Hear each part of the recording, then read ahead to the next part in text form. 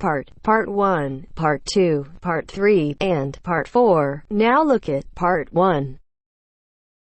Part 1. You and a friend are looking for a place to live. You have a list of places and go to see a rental agent to check on a number of points. Listen to the conversation between your friend and the rental agent and complete the list. First, you have some time to look at questions 1 to 7.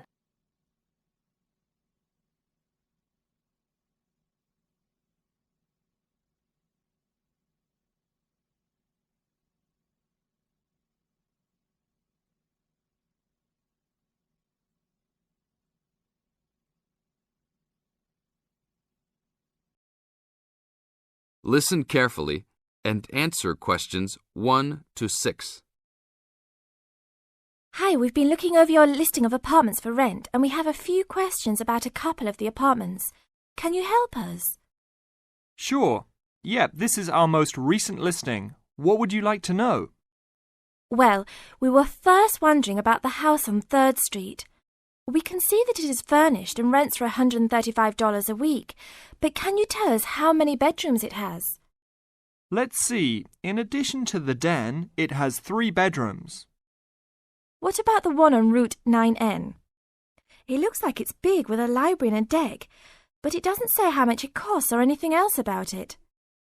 Oh yes, Mrs. Gaylor's apartment. That one is actually only a 10-month rental and it is going for $156 per week. It's quite a nice place. She only rents for 10 months each year because of horse racing season. Then her relatives all come to stay, so tenants have to move out. It's a little bit inconvenient, but past tenants have really enjoyed their stay there. Oh, well, we need it for a full year. I guess that one is out. How about the rental on Browen Drive? How many rooms does that one have? As it says on the list, it has 2 bedrooms and a private kitchen and bath. But it's actually a very small place. That's why it's a bit cheaper. Oh. Well then, what about the one that has 3 large rooms? Who is renting that property? That one is a good deal. Mr. John Smith is renting it.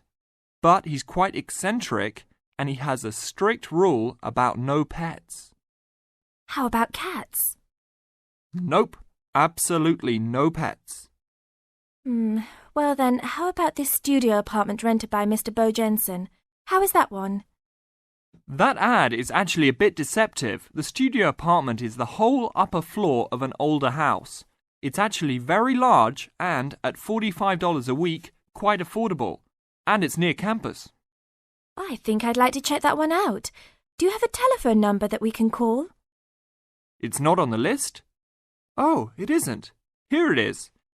You should ring area code 518 and then 543-7790. Thanks. I think I'll call on that one first. Your friend decides that he would like to talk to Mr. Bo Jensen. Before you hear the rest of the talk, you have some time to look at questions 8 to 10.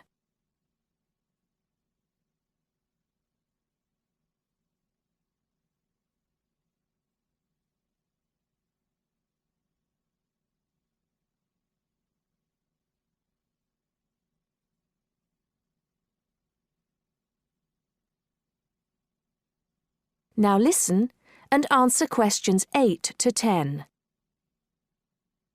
Hello? 1512, Route 9. Yes, is this Mr. Jensen? Yes, it is. Can I help you? Yeah, we're studying here at university and we came across the rental information for the studio apartment that you are renting. Is it still available? Yes, of course. I actually just placed the ad and you're the first person to call. Is there anything you'd like to know about it? Yes, actually there is. As students, we are on the internet a lot, and we heard that some homes in the area have high-speed connections. What type of connection do you have there now? Oh, that's an interesting first question. But I guess I have heard that too. But we just have a phone line here. Nothing fancy. I think you can have a cable line installed, but it's just a phone line for now. Okay. Well, maybe we can do that. What type of heating does the apartment have? Now there's a more traditional question. We have oil heat here. It's an older house.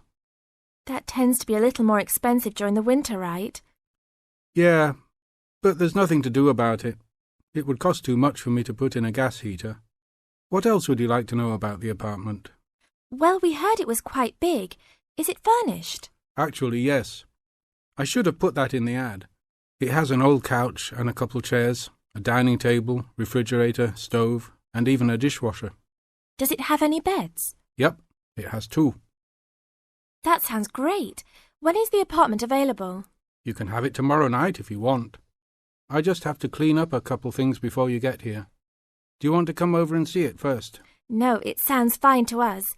I actually know the street too, so I know the area. We'll take it. That is the end of part 1.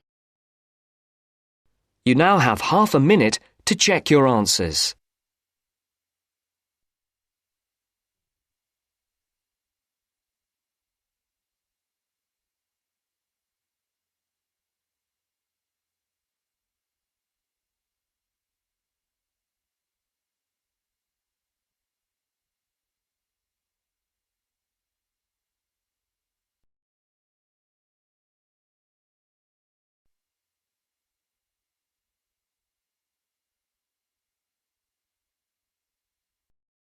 Now turns to part 2. Part 2. You will hear 2 flatmates, Tom and Richard, talking about their new flatmate who has just moved in the week before. First, you have some time to look at questions 11 to 16.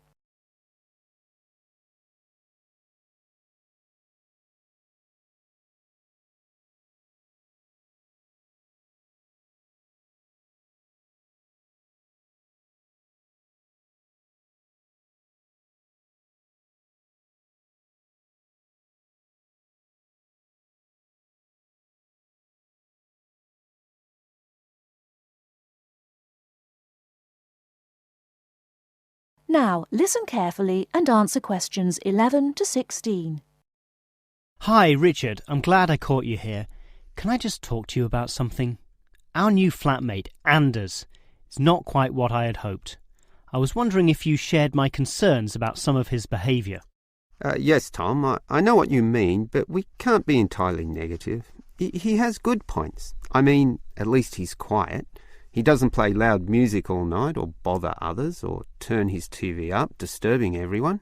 Sure, he's quiet, but remember our last flatmate? He'd say hi to you and smile and treat everyone politely. In comparison, this new guy is very impolite. He just grunts in reply and sometimes ignores me altogether. I guess that's just his way. You know, just his character. I don't think he realises he's being impolite, and it shouldn't matter to us too much. We can just ignore him too and quietly live our own lives. But his friends are hard to ignore when they visit. I know what you mean, but how often does that happen? I rarely see them, maybe once or twice a month. If they came more often, it might be a problem, but as it is, such rare visits don't matter so much. Wouldn't you say so?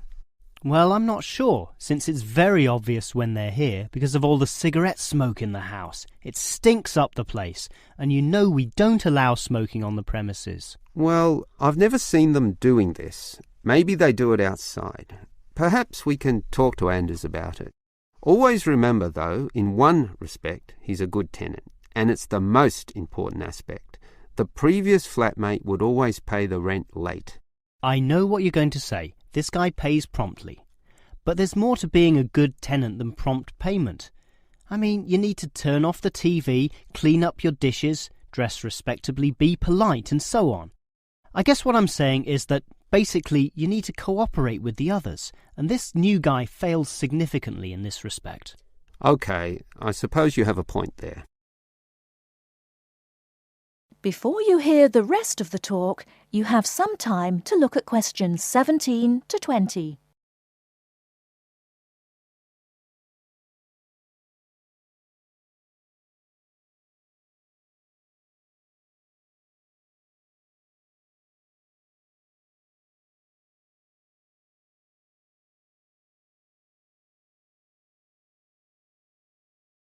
Now listen and answer questions 17 to 20.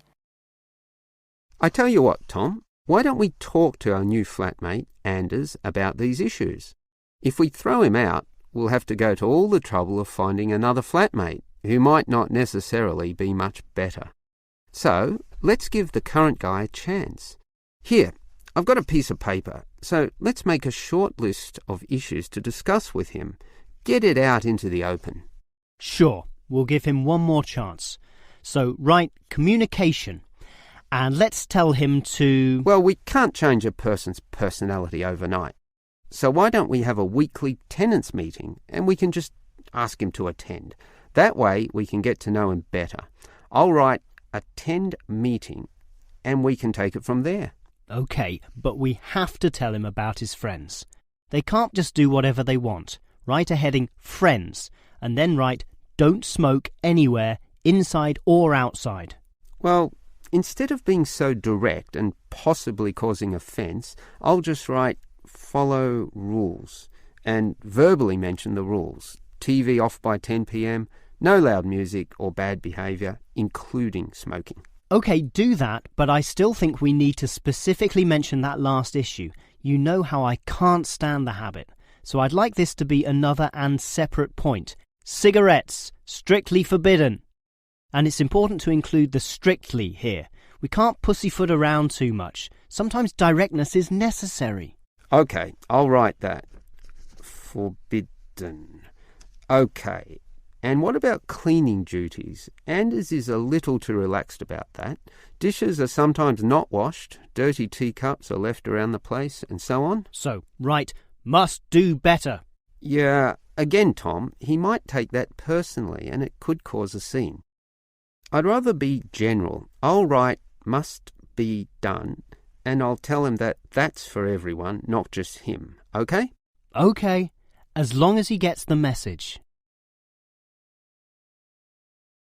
That is the end of part 2. You now have half a minute to check your answers.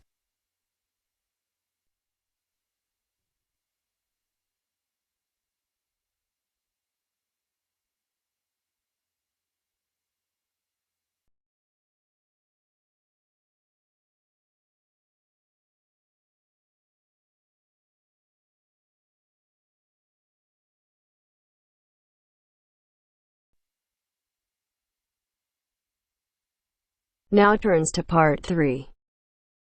Part 3.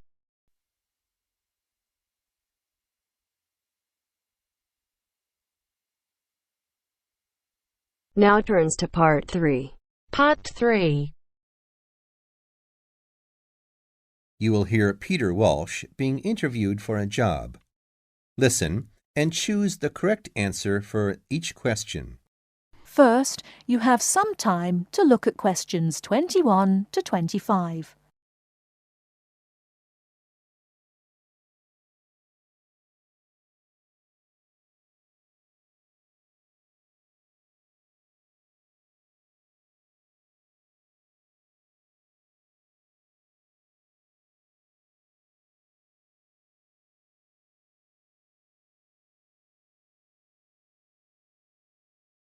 Now, listen carefully and answer questions 21 to 25. Joanne! Hi, you must be Rob. Nice to meet you. So, I hear you're planning to visit Australia. Yeah, and I really wanted to talk to you because I was thinking of spending some time in Darwin, and my sister told me you're from there. That's right. So, tell me about it. Well, where shall I start? Well, Darwin's in what they call the top end, because it's right up at the northern end of Australia, and it's quite different from the rest of Australia in terms of cultural influences. In fact, it's nearer to Jakarta in Indonesia than it is to Sydney, so you get a very strong Asian influence there. That means we get lots of tourists.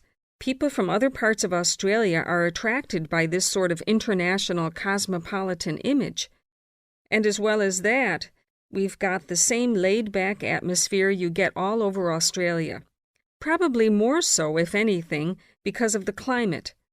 But what a lot of the tourists don't realize until they get there is that the city's also got a very young population.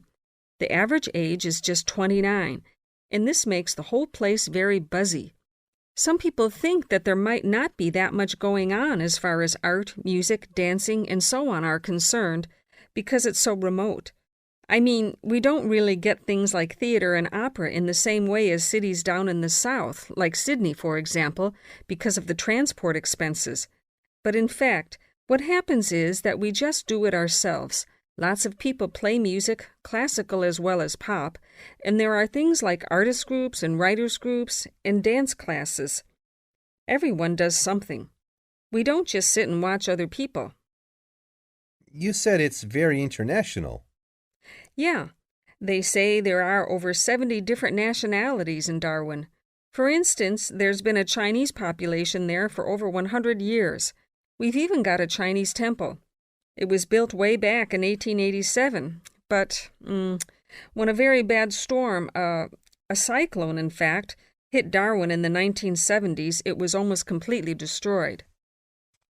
The only parts of the temple that survived were part of the altars and the stone lions, but after the storm, they reconstructed it using modern materials. It's still used as a religious center today, but it's open to tourists too, and it's definitely worth going to see it. Oh, and as far as getting around goes, you'll see the places that advertise bicycles for hire. But I wouldn't recommend it. A lot of the year, it's just so hot and humid. Some tourists think it'll be fine because there's not much in the way of hills and the traffic's quite light compared with some places, but believe me, you're better off with public transport. It's fine and not expensive. Or you can hire a car, but it's not really worth it. What's the swimming like? Well, there are some good beaches, but the trouble is that there's this nasty creature called the box jellyfish, and if it stings you, you're in bad trouble. So you have to be very careful most of the year, especially in the winter months. You can wear a lycra suit to cover your arms and legs, but I wouldn't like to risk it even so, personally. And there are the saltwater crocodiles, too. I mean, I don't want to put you off. There are protected swimming areas netted off where you'll be safe from jellyfish and crocs, or there are the public swimming pools. They're fine, of course. Before you hear the rest of the talk, you have some time to look at questions 26 to 30.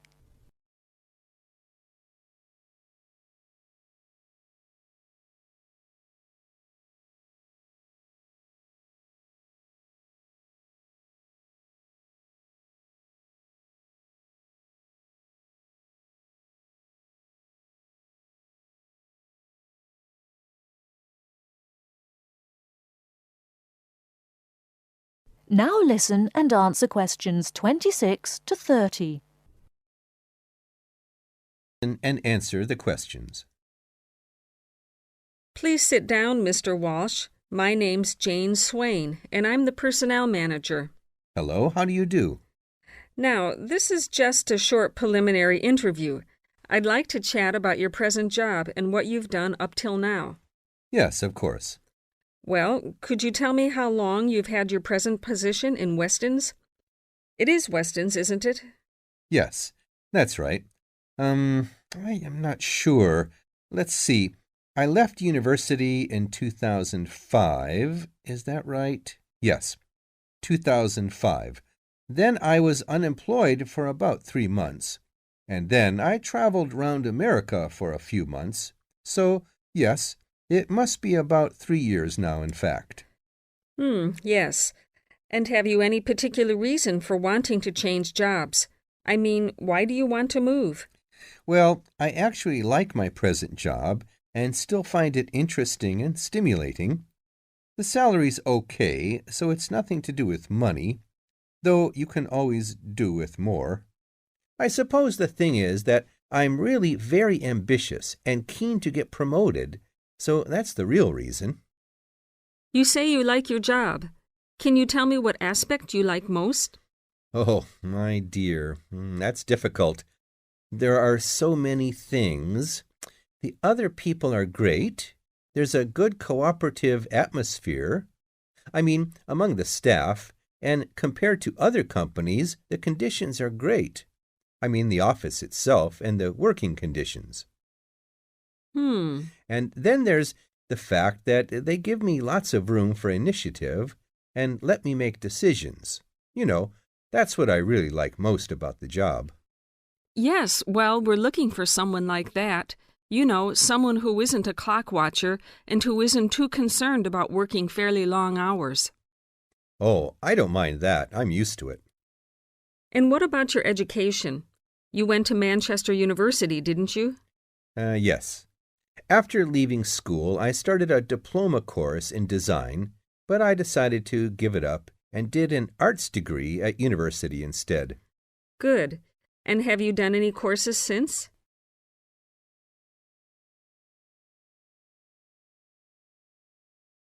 That is the end of part 3. You now have half a minute to check your answers.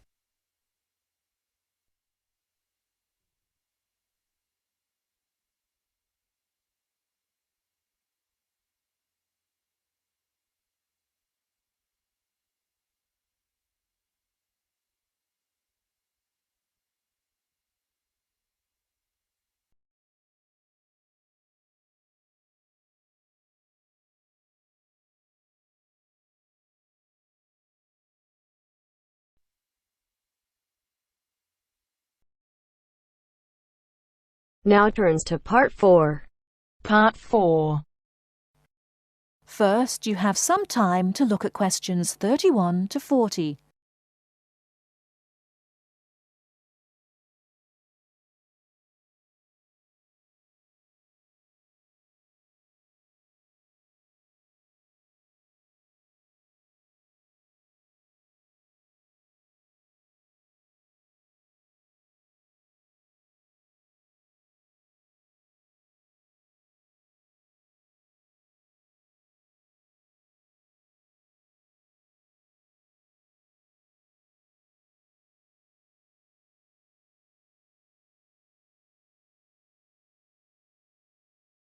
Now, listen carefully and answer questions 31 to 40.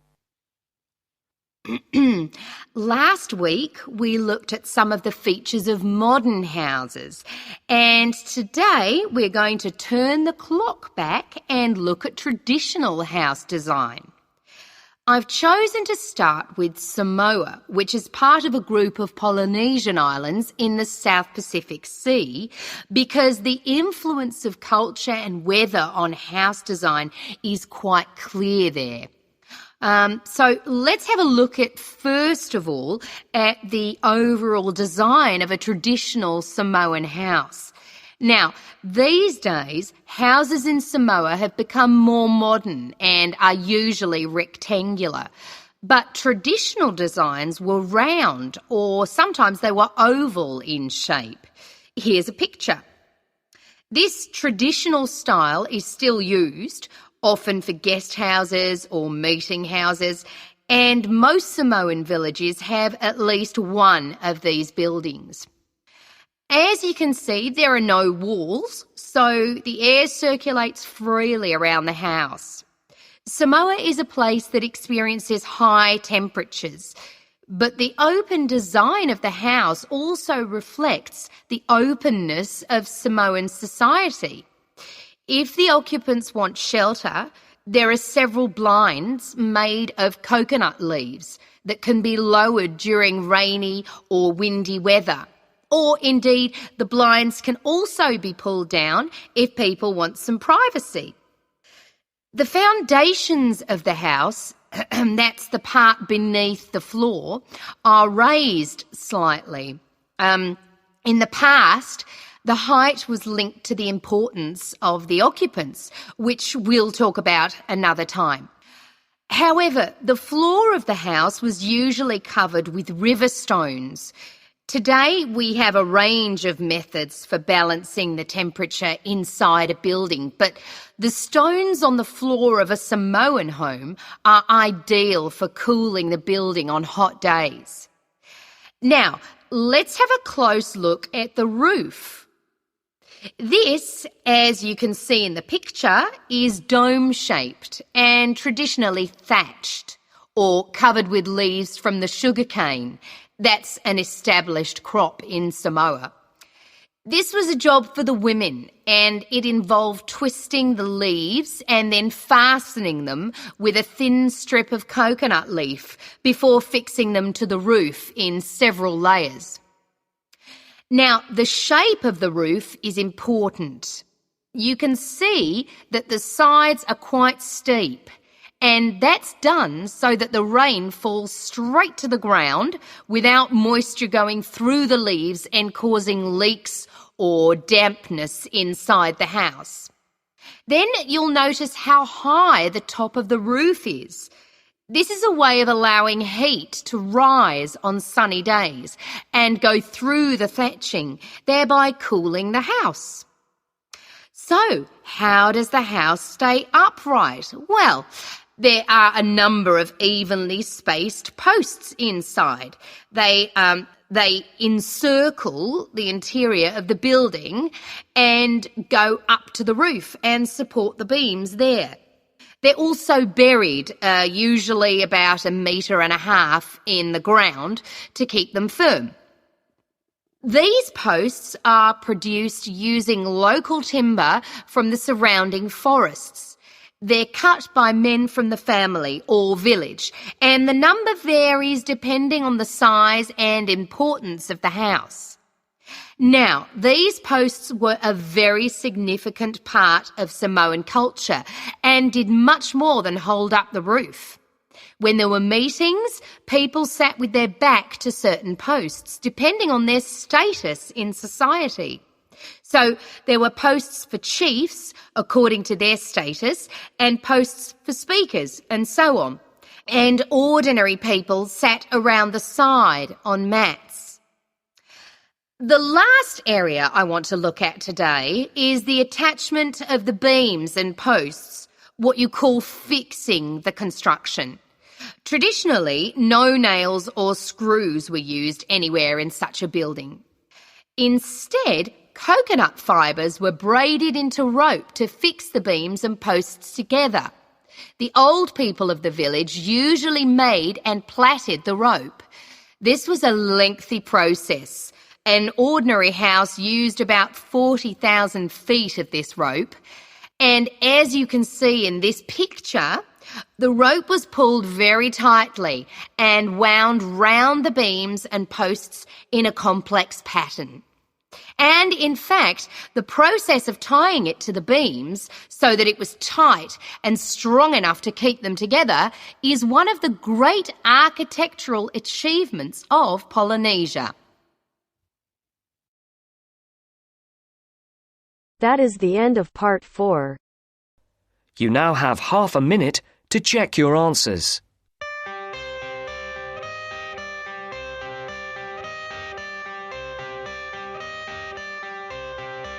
I got the cash in the bag, stadium packed. Born a rock star in this life, gon' live it up on the attack. Baby, I'm bad, I just wanna get caught up in this life. I'm crazy, I'm mad, doing no cap. Only God wants you, better go live it up. Cash in the bag, stadium packed. Baby, I'm bad, baby, I'm bad.